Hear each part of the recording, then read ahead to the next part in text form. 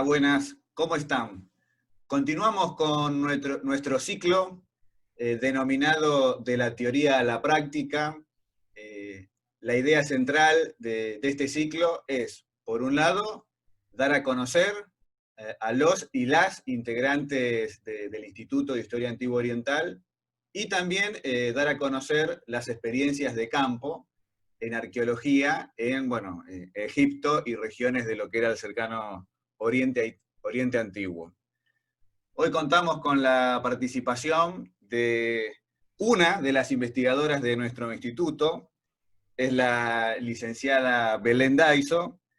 Ella es licenciada en Ciencias Antropológicas con orientación arqueológica de la Facultad de Filosofía y Letras de la Universidad de Buenos Aires, donde también está realizando una maestría en estudios histórico-arqueológicos, y como si eso no fuese poco, está también realizando allí su tesis de doctorado en historia.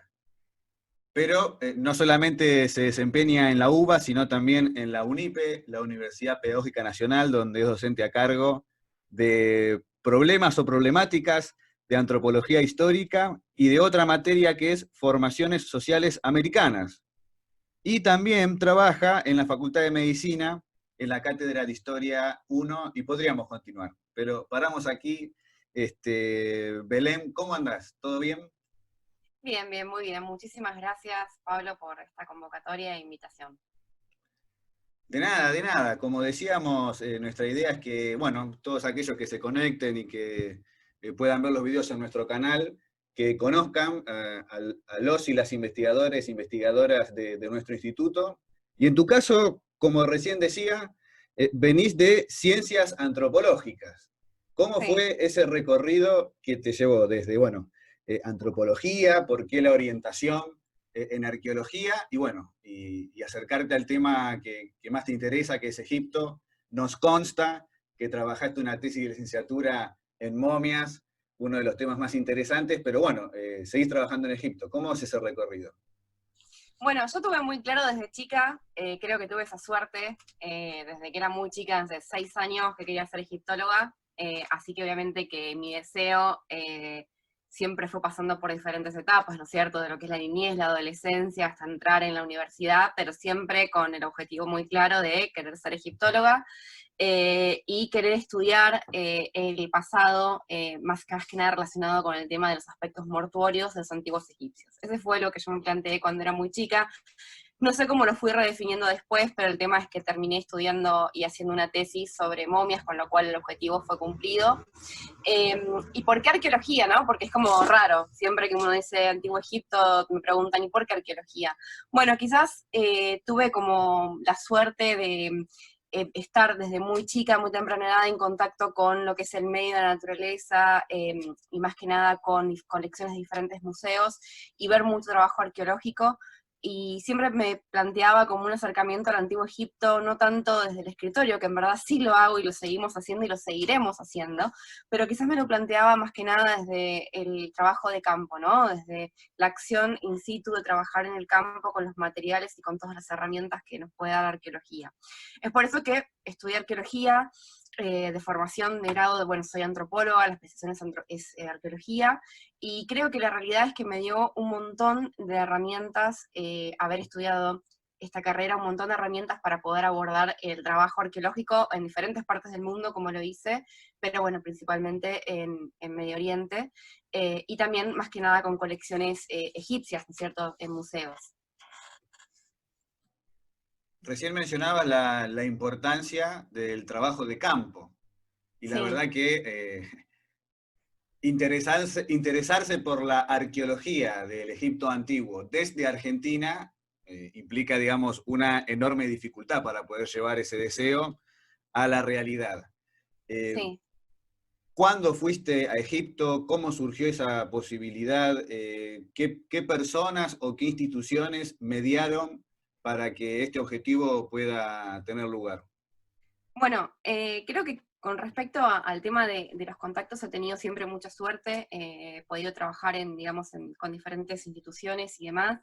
En primer lugar, también agradecer que me han abierto muchas puertas en muchísimos lugares, tanto la Universidad de Buenos Aires, también por medio del Ministerio de Ciencia y Técnica, con respecto a una beca, en donde por medio de esta beca tuvimos la oportunidad como miembros del proyecto de poder participar en un sitio, una campaña en un sitio arqueológico en Israel, Tel Eraní, en la cual, bueno, participaste vos, Pablo, mi director, Marcelo Campaña, diferentes compañeros también del instituto, que han participado, y ahí pude, bueno, digamos, participar por medio también de con mi codirector, Ingrid Milewski, conocer el grupo de la Universidad Jagiellónica de Cracovia, que están a cargo de una parte en conjunto con, digamos, esto de antigüedades de Israel.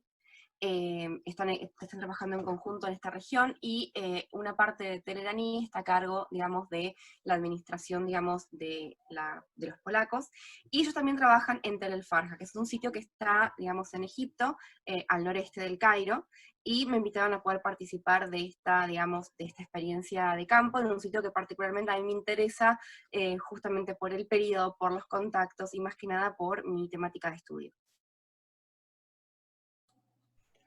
Bueno, muy bien, o sea, importante e interesante esto para el que no conoce, eh, la fuerte vinculación que hay entre instituciones israelíes, polacas en este caso, bueno, y la posibilidad ahí que tuvo la UBA, ¿no? De vincularse, y te dio la posibilidad de ir a Egipto. Pero bueno, ¿cuándo fue esto? ¿Dónde está Tel El Farja? Y bueno, ¿qué fue lo que hicieron y cuál fue tu rol, tu función allí? Bueno, esto fue el año pasado, tuve la oportunidad de ir, estoy trabajando aproximadamente más de 3 semanas, casi un mes allá, así que bueno, fue durante estos meses. De hecho ahora debería estar allá, justo se cumplió un año antes de ayer que viajé, debería estar allá, pero bueno, por razones lógicas no estamos allá. Así que bueno, esas son un poco las actividades, y el sitio es muy grande, es un sitio bastante grande que se encuentra al noreste del Cairo.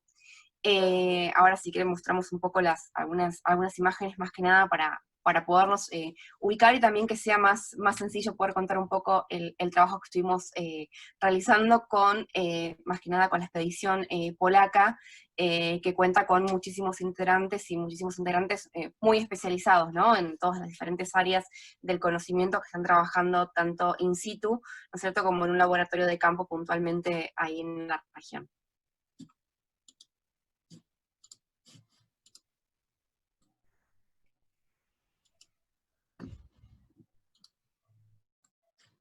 Bueno, ahí vemos, ahí compartí la pantalla.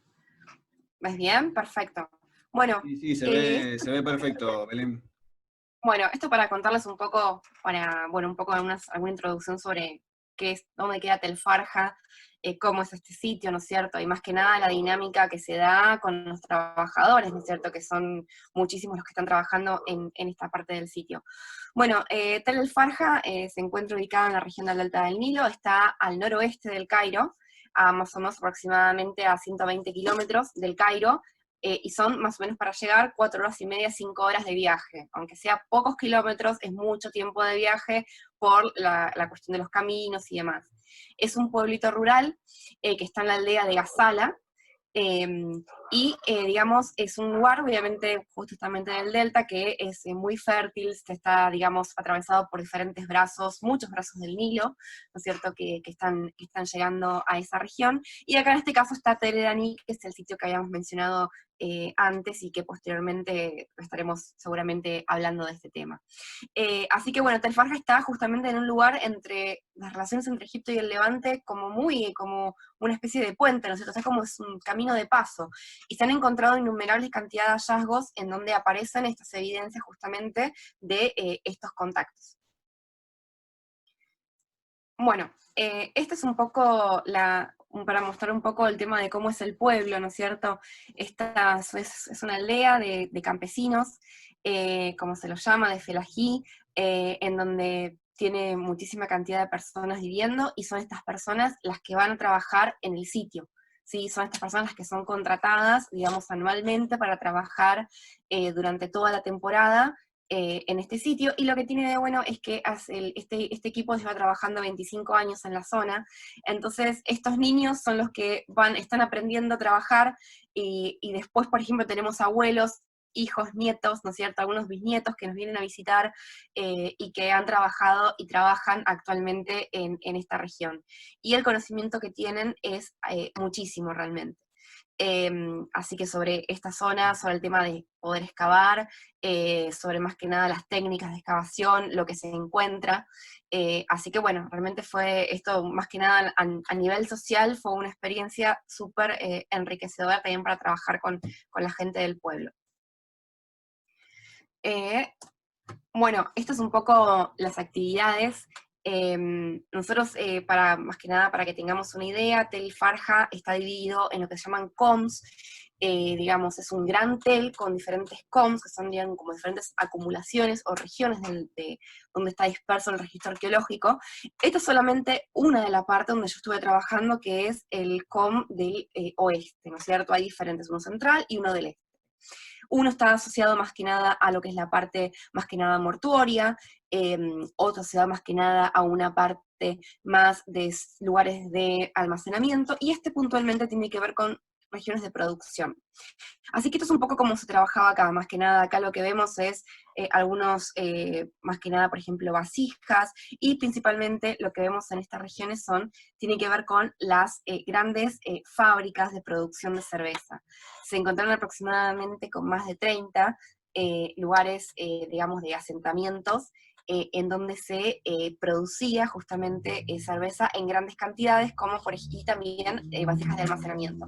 En esta región también aparecen una cantidad innumerable de cerámica cananea, un montón de objetos también provenientes de la región del Levante. Bueno, se han encontrado calles con muchas figurinas también, cosas muy interesantes que han sido recuperadas en campañas anteriores. Pero un poco la dinámica de trabajo es así como la estamos viendo acá, ¿no? Los trabajadores locales y nosotros, los arqueólogos, encargándonos de diferentes áreas y dándole órdenes, digamos, a estos trabajadores para poder llevar adelante, digamos, el trabajo de campo diario.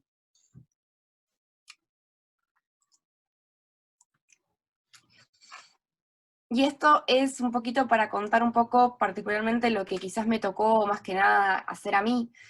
Bueno, en primer lugar, corregir un trabajo sobre Tel Anita el Farja in situ. Cuando tuvimos la prueba para terminar de hacerlo, yo estaba allá, así que bueno, fue como realmente gratificante también hacerlo en conjunto con las personas que también están dirigiendo este sitio, que me pudieran dar consejos y demás, y comentarios muy valiosos. Por otro lugar, lo que estamos viendo acá, este soporte amarillo, es la famosa estación total, que usamos todos los arqueólogos. Ahí se utiliza muchísimo, como en toda excavación arqueológica, para poder establecer como cuestiones tridimensionales de ubicación de los diferentes objetos, ¿no? Pero lo que tuvo de particular esto, que algo que hacemos todos los días, y los cuales no había que nivelar y preparar y demás, tiene que ver esto con que nos visitaron gente del Servicio de Antigüedades egipcio, como vemos acá en esta foto, nos visitaron y ellos lo que nos pidieron fue que los capacitáramos para poder utilizar la estación total. Querían practicar, digamos, por medio de un día de práctica completo, en la utilización de la estación total en cuanto a la parte más práctica, no tanto la parte de calibración que se hace justamente con las computadoras. Así que bueno, una de las tareas que tuve particularmente fue, bueno, trabajar con ellos, digamos, hacer diferentes ejercicios, transmitir este conocimiento de cómo se usa, digamos, cómo se utiliza, para qué sirve, ¿no es cierto?, tomar diferentes medidas y experimentar con la parte tecnológica, que muchas veces puede ser como lo más tedioso. También, bueno, algunos hace dibujos de campo, tenemos diferentes etiquetas, por supuesto en polaco, ¿no es cierto?, están estas etiquetas. Así que bueno, eso es parte de todo lo que es el registro que hace un arqueólogo, y bueno, básicamente en eso consiste el trabajo, ¿no es cierto? El trabajo en el campo consiste en dirigir diferentes áreas de excavación, hacer registros absolutamente de todo lo que se está hallando, y luego en nuestra base, digamos, en nuestro sitio donde todos los días llegábamos, que era una casita, digamos, a unas cuadras, digamos, donde éramos aproximadamente 30 personas viviendo juntas, Ahí desarrollamos todas las actividades de limpieza, por ejemplo, de la cerámica, de los huesos, de todo lo que sea necesario, y el dibujo también, por supuesto, de los elementos cerámicos. Sí, Belén, quedaba pendiente una imagen. Sí, bueno, esto tiene que ver más que nada con, básicamente, con mostrar un poco lo que, a la que no nos prepara la facultad muchas veces, ¿no? Bueno, son como, tiene que ver un poco con las vicisitudes y con las cosas que suceden, ¿no? De hecho de que, por ejemplo, ha llovido en Egipto es algo que a veces puede parecer raro, pero llovió, nos anegamos, no podíamos trabajar. Bueno, aunque ahí estoy yo con un palito de esquí, y aunque puede parecer, digamos, algo ridículo y exagerado, realmente ese barro es tan arcilloso que las patinadas que todo el mundo se pegaba, era imposible poder caminar, nadie quería caminar. Así que en una ida como de una aventura en busca de una muestra que nos había quedado en el sitio, la única forma de caminar era de esa manera, con mucho cuidado. Después, bueno, las aventuras de decir, bueno, se nos cayó una pared, como vemos acá, trabajábamos en básicamente en los que son corrales de animales, que eran adaptados, como ven, por medio de alfombras para lo que es el secado de la cerámica. Acá se ven, por ejemplo, los elementos para la flotación, y también la cerámica cuando es lavada por las lugareñas de allí. Hay que clasificarla en diferentes sistemas que tienen propiamente en base al tipo de cerámica. Y bueno, sufrimos ese accidente que se nos cayó una pared encima, obviamente porque está todo apelmazado con esas bolsas, como ven ahí, más que nada de heno para los animales. Y por otro lado también la cuestión de que en Egipto, algo muy particular, no se pueden utilizar drones. Entonces, esto lleva a que, por ejemplo, eh, lo que se llama fotogrametría, que tiene que ver con, o ortofotografía también, ¿no es cierto?, que se utiliza de una forma sacando a determinada altura, determinadas imágenes, esto sea imposible de poder hacer. Entonces, bueno, obviamente uno tiene que darse maña, como vemos acá tenemos a uno de las personas que están a cargo de este sector de la excavación, trabajando con una especie de regla gigante, escala, trípode, con una cámara arriba de todo, justamente para poder tomar las imágenes emulando un dron, y luego poder establecerlas en el campo, ¿no? Así que básicamente uno se encuentra con un montón de situaciones que no te preparan, ¿no es cierto? La academia no te prepara, y que realmente, bueno, pueden resultar muy, de cierta forma, divertidas, y bueno, uno se va adaptando básicamente a estas situaciones que son inesperadas. Sí, sin lugar a dudas. A ver, estas imágenes me gustan y me interesan mucho porque, claro, cuando uno se entera que otra persona está trabajando en Egipto, se le vienen muchas imágenes a la mente, pirámides, tumbas, momias, etcétera, pero no imágenes como esta. Y esta me imagino que refleja y representa el 90% de las excavaciones que se realizan en Egipto, en otro lugar de asentamientos que, como decías anteriormente, si bien algunos de estos tienen lugares dedicados al enterramiento, son lugares más bien donde vivían personas y había centros productivos importantes. Yo querría que retomes, ahí se veía el artículo en el que habías trabajado, que era sobre el cuarto milenio. Eh, Estos niveles en los que ustedes están trabajando ahí en el sitio corresponderían, digamos, a qué periodo, pensando también, ¿no?, con lo que la gente ya sabe sobre Egipto, si estamos en el periodo ya dinástico, con faraones, con nombre y apellido, o todavía estamos en un periodo predinástico. Bueno, estamos en un periodo predinástico. Acá, digamos, en este, justamente donde vemos estas imágenes que están por acá, se había encontrado en otras campañas anteriores lo que se denominaría residencia nagada. Era una gran residencia, como una especie de palacio, con muchísimos elementos de almacenamiento y elementos, básicamente, de la cultura nagada, que quizás muchos conocemos de nombre, ¿no? Luego ese palacio, digamos, esa residencia, se levanta por completo, los arqueólogos la levantan por completo y siguen excavando, y llegamos donde estábamos acá. Así que acá estamos por debajo de esta residencia nagada, estamos por los niveles de lo que sería la famosa cultura del Bajo Egipto. digamos, anterior previamente a la ocupación nagada en el sitio. Acá lo que se ve más que nada que estas cervecerías son previos a la ocupación, digamos, más que nada nagada, así que, digamos, es bien entrado, digamos, bien en inicios del cuarto milenio. Bueno, a ver, justamente este conjunto, ¿no?, de fotografías que compartís, dos cosas que me llaman la atención.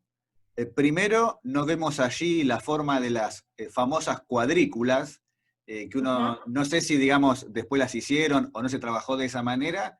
Y otra cosa que me llama la atención, hablando ya un poco más de la vida en general de esta excavación, es la participación de mujeres. Un montón de mujeres veo yo ahí trabajando junto a los varones, que uno piensa que la mayor parte de los obreros son varones. ¿Cómo es eso?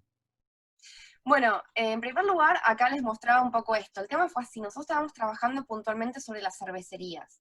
Entonces, las cervecerías que tienen una forma de trébol en particular, que son estos hornos donde se fabrica cerveza, generalmente son 3 grandes fogones con vasijas que están adosadas a esta región, con muchos, digamos, fragmentos y demás. Lo que se hace trabajar es puntualmente ya sobre esa estructura, por eso es que nos hacen cuadrículas, porque estábamos trabajando sobre la estructura.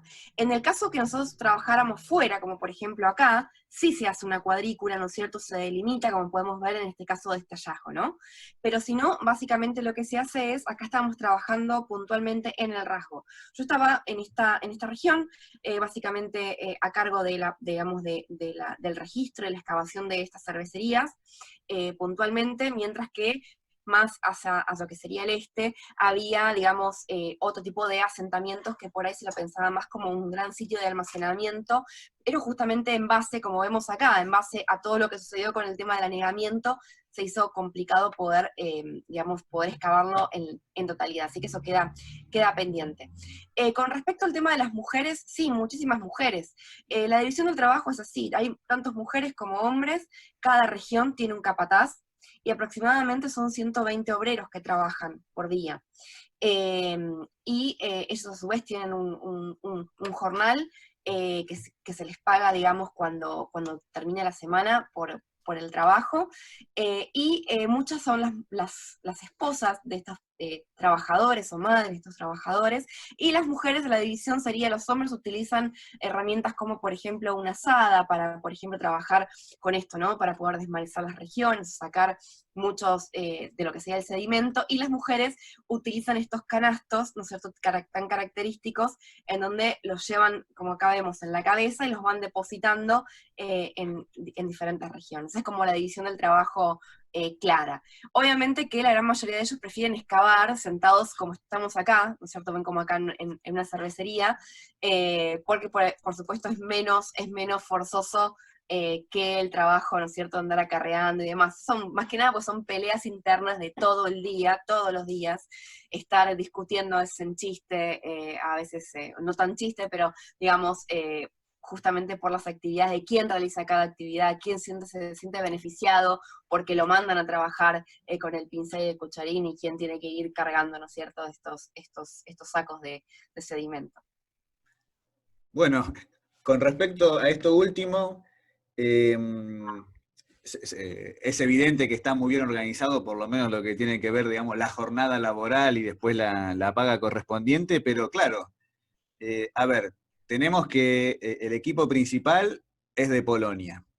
Tenemos Sí. que los trabajadores son locales, naturalmente. Tenemos ahí también la participación del servicio del Departamento de Antigüedades de Egipto. Y bueno, y también hay gente de otros países, como tu caso, que venís de Argentina y que dijiste que diste una capacitación a la gente local para que puedan utilizar la estación total.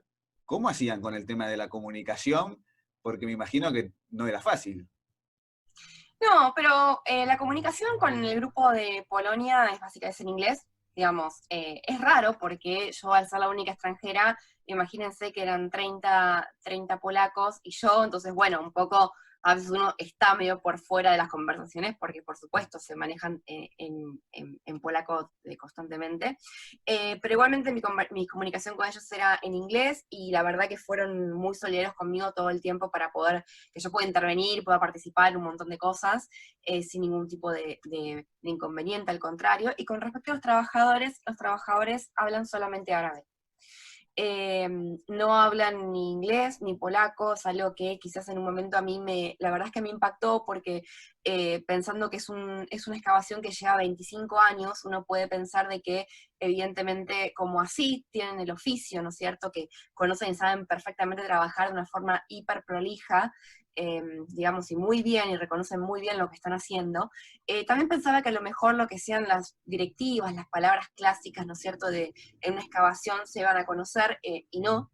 Así que los polacos hablan directamente en árabe con ellos y bueno, yo también, digamos, estaba aprendiendo árabe justamente para poder enfrentarme a una situación así que bueno, ahí fue cuando, digamos, puse en práctica mi mayor potencial del idioma posible. Y la verdad es que aprendí muchísimo, y bueno, básicamente la comunicación es así, no hablan una palabra de inglés, pero bueno, realmente si uno viene estudiando, aprende, y bueno, además yo sigo estudiando, así que la idea es justamente el año que viene ya estar mucho más ducha con el tema del idioma.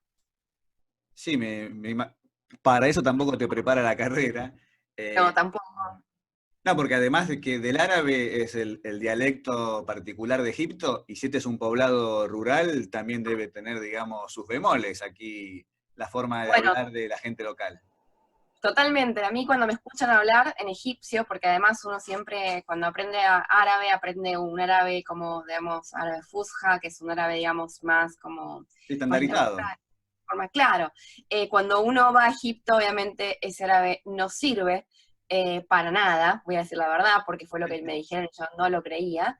La gente se me reía porque yo hablaba como nada, una cosa que entendían lo que estaba diciendo, pero entendían de que lo estaba haciendo muy de una forma que no era lo coloquial, hasta que de repente, bueno, nada, me digné a decir, bueno, listo, voy a aprender el dialecto, así que el dialecto es mucho más sencillo todavía, eh, más que nada la cuestión gramática y demás, pero lo más sobre todo es que ya obviamente cuando me fui, ya digamos, ya estaba súper egipcianizada, ¿no es cierto? Ya lo tenía muy claro el dialecto, pero cuando volví para el Cairo, cualquier egipcio que me escuchaba hablar me decía, vos venís del Delta.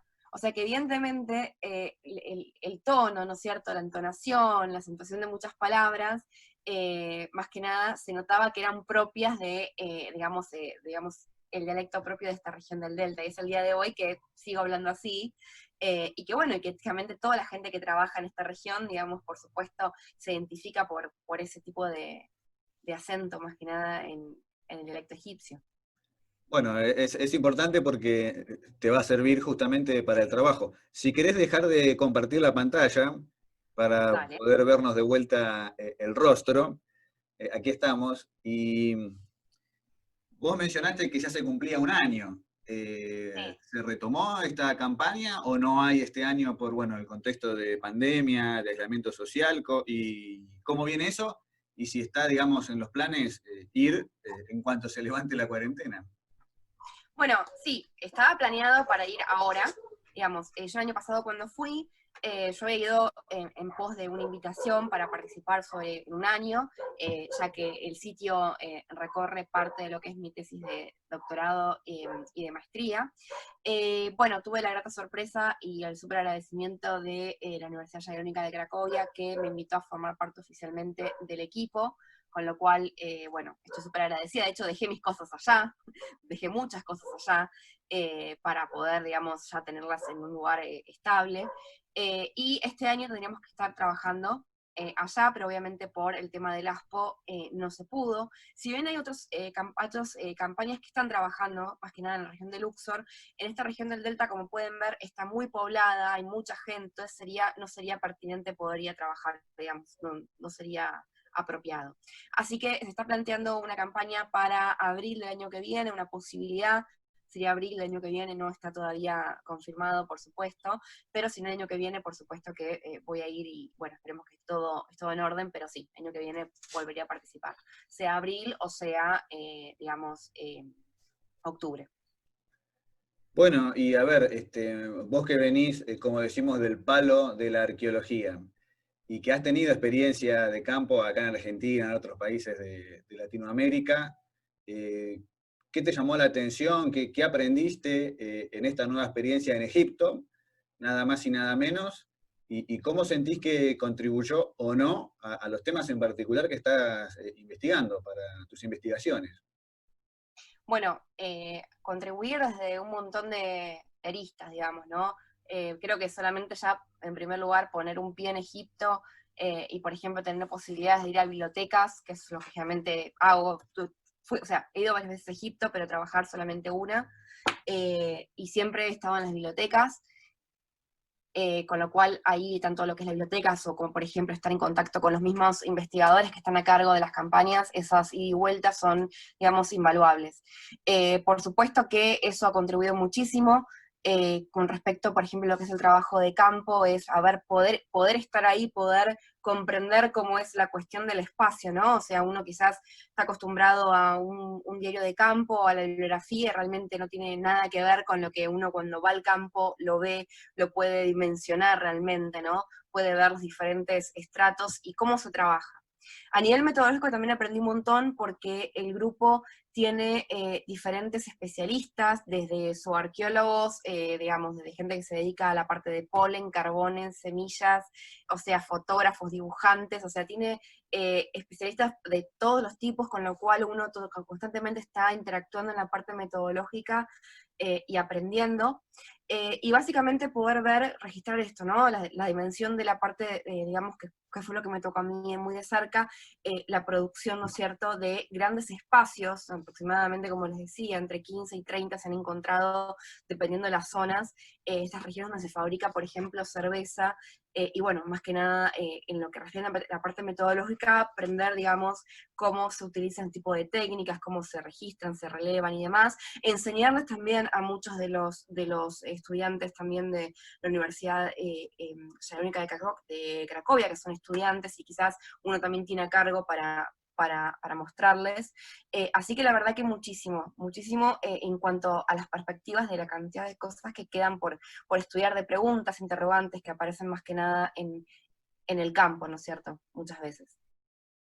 Bueno, y en este ida y vuelta, que bueno, naturalmente tiene que ver con tu formación, con tu carrera, con tus aspiraciones, pero bueno, abriendo un poco más el panorama y pensando en la disciplina, ¿no? Dedicada a Egipto, la egiptología aquí desde Argentina, desde Latinoamérica, naturalmente que bueno, Argentina tiene un peso destacado por la figura de Abraham Rosenbasser y por eso también nuestro instituto, pero en función de esto, ¿cómo ves, cómo sentís que está nuestra disciplina? A pesar de que yo no sea egiptólogo, me siento parte también de este pequeño universo.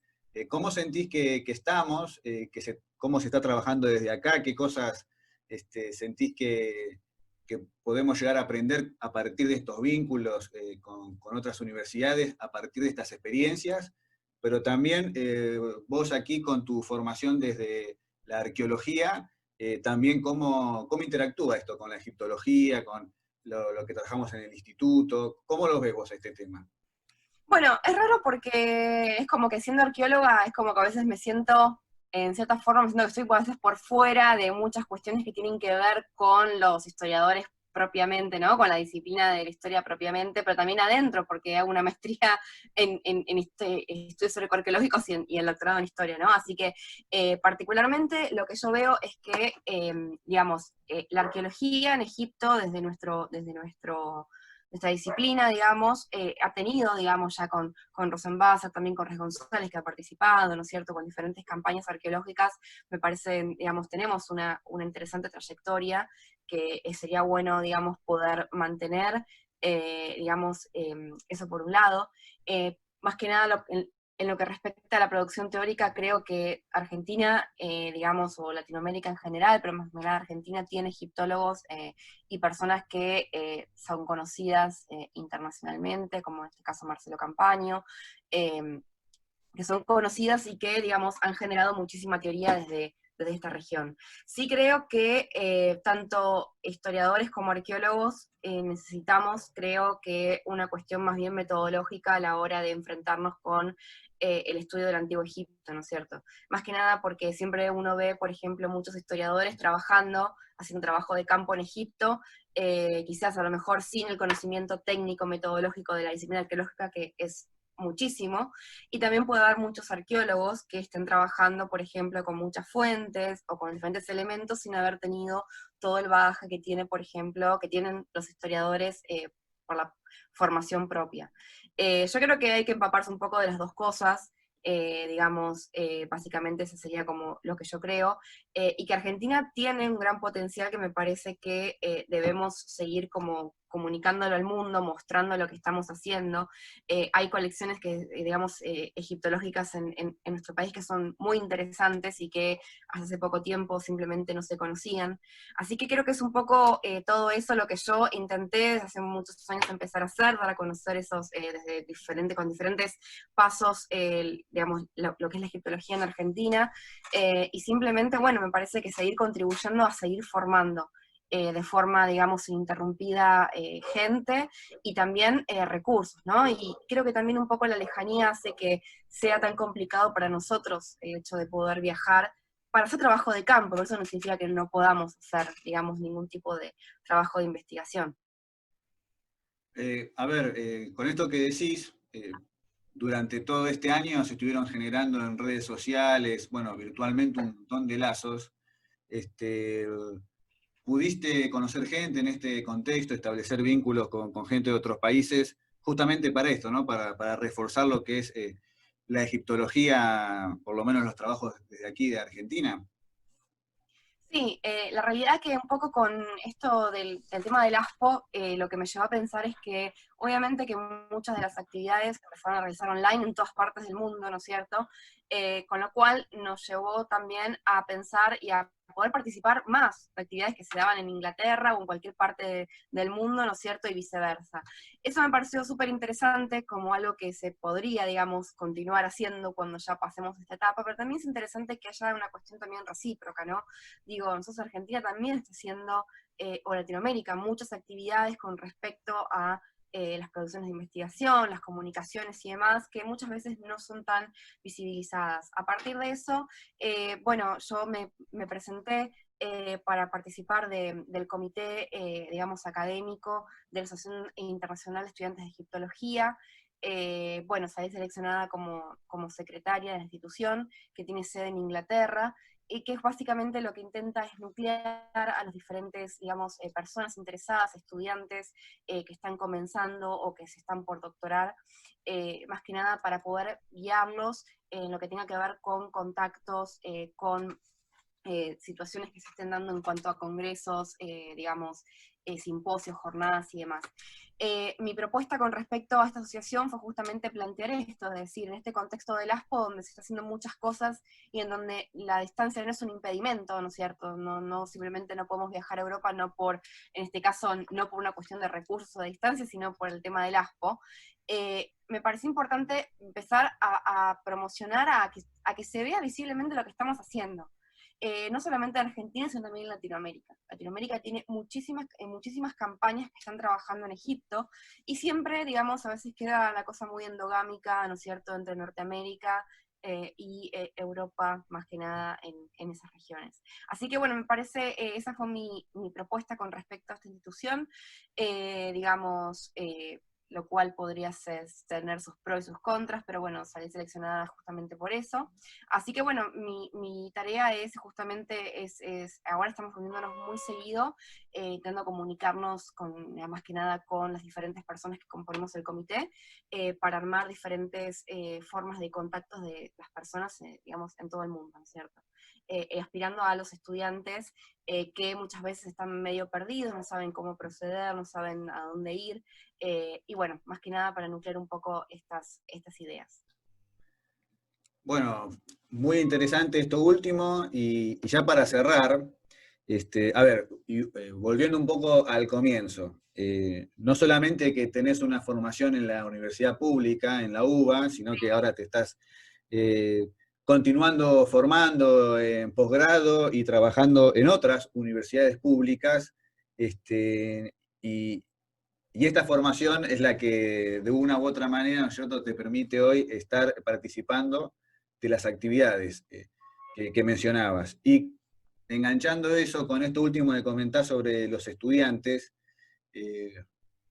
siempre trato de hacer esta pregunta, y la hago, con respecto a, bueno, ¿qué comentario, qué recomendación podrías hacerle a un estudiante que quiera estudiar temas de historia antigua y particularmente de Egipto, de egiptología? Bueno, en primer lugar, que se acerque a las personas que están trabajando lo que a esa persona le interesa, ¿no es cierto? Aunque no sea puntualmente el tema, pero bueno, el área, ¿no es cierto? La región, para que lo puedan guiar, para que le puedan comentar, porque quizás pues ya pueden empezar a participar de algún proyecto, pueden participar de charlas, de discusiones, y que se animen a poder acercarse, que escuchen más que nada, digamos, los consejos que les dan, que, digamos, que estén totalmente, digamos, informados de las actividades que estamos haciendo acá en Argentina, y que, bueno, que es un poco lo que yo hice en su momento, ¿no es cierto? Digamos, cuando uno está perdido medio en la nebulosa y no sabe a quién recurrir, básicamente es eso, y bueno, me parece que eso es lo más interesante. Poder acercarse a diferentes docentes, a personas del instituto, por ejemplo, que digamos tiene una cantidad muy grande de diferentes investigadores que trabajan diferentes temáticas, para empezar a aproximarse a esto, ¿no? A las diferentes instancias que existen de compartir conocimiento, o por ejemplo prepararse, por ejemplo, para una carrera, para una beca, para un congreso. Me parece que eso es lo más enriquecedor, que se aferren justamente a eso, ¿no? Al trabajo que venimos haciendo, porque este trabajo es para, digamos, para las futuras generaciones, ¿no? Y que la ciencia por sí misma no tiene ningún sentido si el afán no es comunicarlo y seguir formando gente. Y creo que eso es lo más importante. Bueno, buenísimo, Belén. Muchísimas gracias. Seguramente después del próximo viaje vamos a hacer otra entrevista. Te vamos a pedir que nos hables en egipcio, pero en el dialecto del Delta Oriental, no cualquier egipcio, por favor. Así que bueno, te deseamos lo mejor y que bueno, continúen estas investigaciones. Bueno, muchísimas gracias por este espacio, porque, bueno, más allá de todo, me parece, más allá de la comunicación académica, ¿no es cierto?, que uno hace del resultado de la investigación y demás, creo que la experiencia o cómo uno llega, o el esfuerzo que hay atrás de todo esto, ¿no es cierto?, también es muy importante también reconocerlo. Así que muchas gracias. Bueno, bueno, nos despedimos y nos estaremos viendo en el próximo video del ciclo de la teoría de la práctica. Chau, chau.